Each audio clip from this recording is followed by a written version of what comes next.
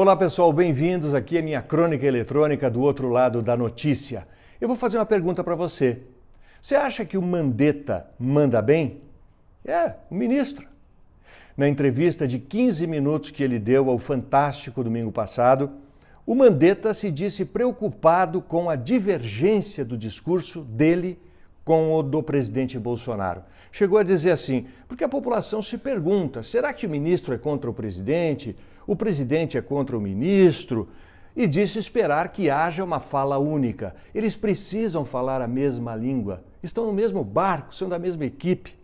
Creio que foi como se Mandetta tivesse dito, os incomodados que me retirem. Quase um pedido de demissão assim do ministro Mandetta, né? Até outro dia, imagina isso, ninguém sabia como era o nome do ministro da Saúde. Ninguém sabia. Eu mesmo fui fazer algumas crônicas a respeito da área da saúde, problemas e tal, e tive que procurar o nome do ministro. Luiz Henrique Mandetta.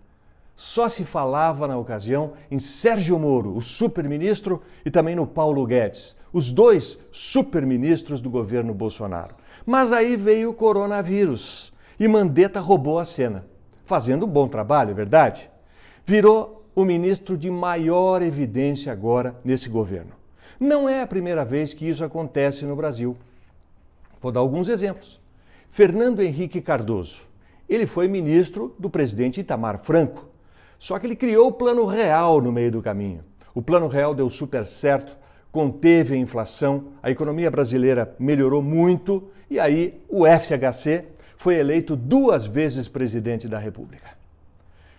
Voltando um pouco mais na história, Getúlio Vargas, quem diria? Ele foi ministro também na época do Washington Luiz, mas isso lá nos anos 30 do século passado.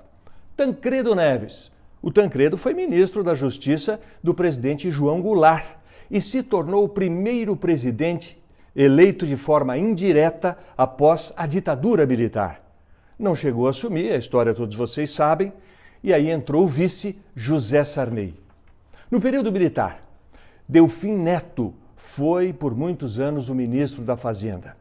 Era ele que decidia a nossa vida, os pacotes econômicos, o combate à inflação, todos os problemas passavam pelo Delfim Neto, um super ministro sem dúvida nenhuma. Mas havia outros ministros também importantes, mais importantes às vezes do que o próprio presidente, na época dos generais. Inclusive havia um quadro de humor do Chico Anísio em que ele, fantasiado de mulher, fazia o personagem Salomé, uma gaúcha, falando com um telefone assim de fio, né, telefone antigo, e ele ligava para o presidente. Ela dizia assim, João Batista, que era o Figueiredo, João Batista, eu quero que tu dê um jeito no Delfim, dê um fim nesse ministro. Depois ela dizia, e o passarinho, João Batista, e o passarinho, tá voando ainda? Estava falando sobre o ministro Jarbas Passarinho, que também foi outro superministro da ditadura militar. Enfim, existem muitos exemplos que confirmam aquela frase do filósofo grego Aristóteles. O verdadeiro discípulo é aquele que supera o mestre. Não dá para a gente ter certeza se o Luiz Henrique Mandetta vai ter um futuro político brilhante. Talvez ele queira se candidatar a governador do Mato Grosso, ou pense em coisas maiores ainda, presidente da República. Vai depender de uma série de fatores, inclusive do desempenho dele até o final dessa pandemia. E se ele vai continuar como ministro, né? Porque, na verdade, o Bolsonaro ficou meio na mão do Mandetta agora, mas o desejo do presidente é se livrar do Mandetta, porque o ministro roubou os holofotes, roubou a cena e os holofotes ficaram em cima dele.